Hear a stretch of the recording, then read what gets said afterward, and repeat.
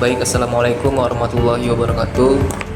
Perkenalkan, nama saya Ikhwanul Khair. Jadi di sini saya akan membahas mengenai materi kerahasiaan bank, mengenai pengertian dan ruang lingkup kerahasiaan bank.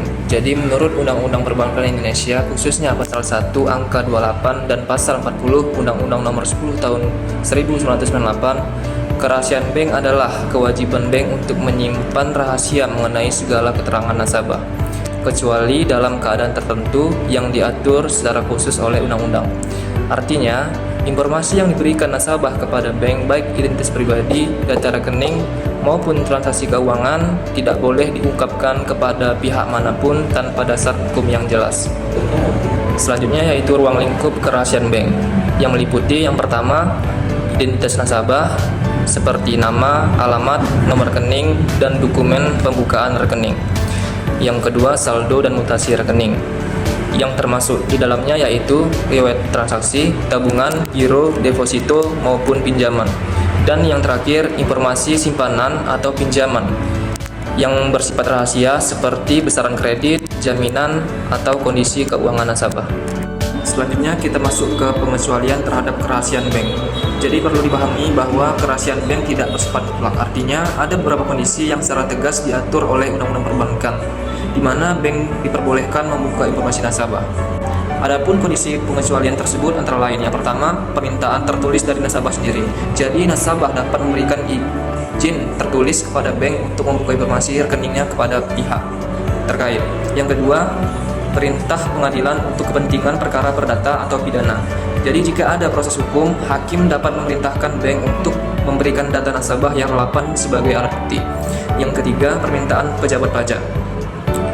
Jadi untuk kepentingan perpajakan, DJP dapat meminta data rekening nasabah yang sedang diperiksa pajaknya, tapi harus melalui prosedur resmi. Dan yang keempat, permintaan Bank Indonesia atau Otoritas Jasa Keuangan. Sebagai lembaga pengawas perbankan, BI atau OJK dapat meminta data nasabah guna memastikan kepatuhan bank terhadap regulasi. Dan yang kelima, perintah pengadilan untuk tindak pidana khusus. Misalnya dalam kasus korupsi, pencucian uang, pendanaan terorisme, dan tindak pidana lainnya.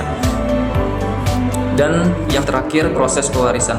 Jadi ahli waris yang sah dapat meminta informasi rekening nasabah yang telah meninggal dunia untuk proses pembagian harta warisan.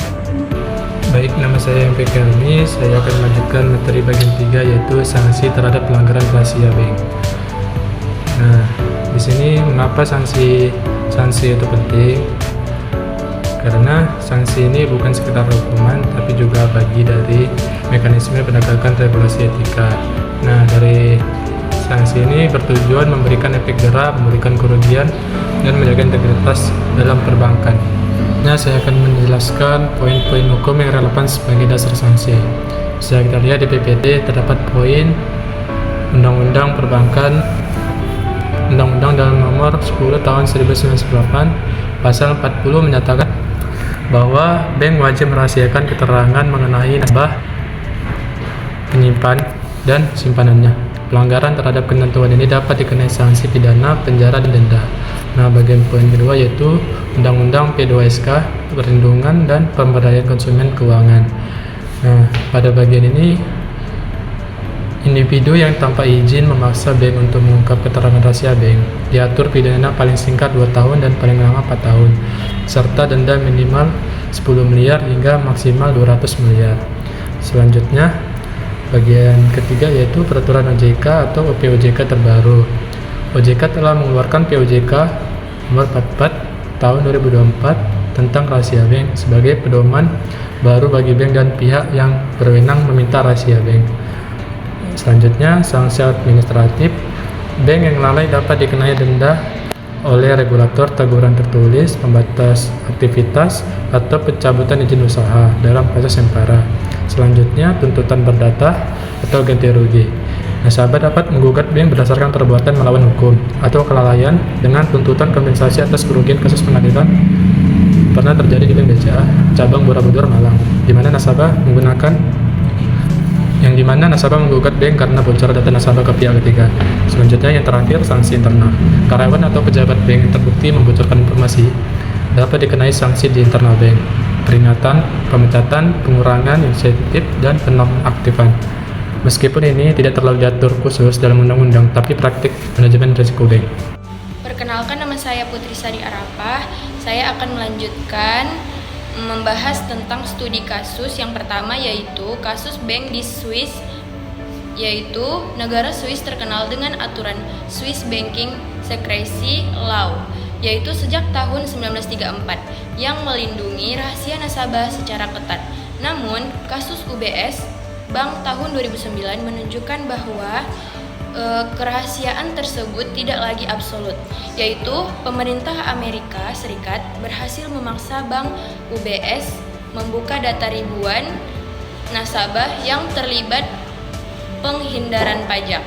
Maka artinya prinsip kerahasiaan bank bisa dikesampingkan bila bertentangan dengan kepentingan hukum internasional, misalnya kejahatan pajak, pencucian uang, dan pendanaan terorisme.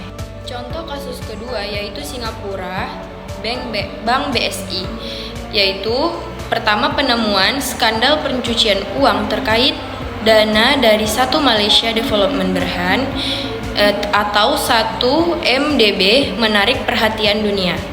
Dampaknya pada tahun 2016, Monetary Authority of Singapura atau Otoritas Keuangan Singapura mencabut izin operasi Bank BSI karena kepercayaannya dalam pencucian uang yang terkait dengan skandal 1 MDB. Implikasinya yaitu adalah contohnya yang dijelaskan sebagaimana skandal pencucian uang skala besar dapat mengalahkan kerahasiaan perbankan, yaitu menyebabkan tindakan hukum keras terhadap bank dan membuktikan bahwa penegasan hukum internasional dapat membatasi atau meniadakan aturan kerahasiaan bank. Kasus ini membuktikan bahwa meskipun ada kerahasiaan bank, negara tetap bisa membuka data nasabah untuk kepentingan penegakan hukum internasional. Jadi, kesimpulan dari materi kami yaitu kerahasiaan bank adalah prinsip penting untuk menjaga kepercayaan nasabah dan stabilitas perbankan. Namun, sifatnya tidak mutlak karena dalam kondisi ini tertentu informasi nasabah dapat dibuka demi kepentingan hukum dan publik.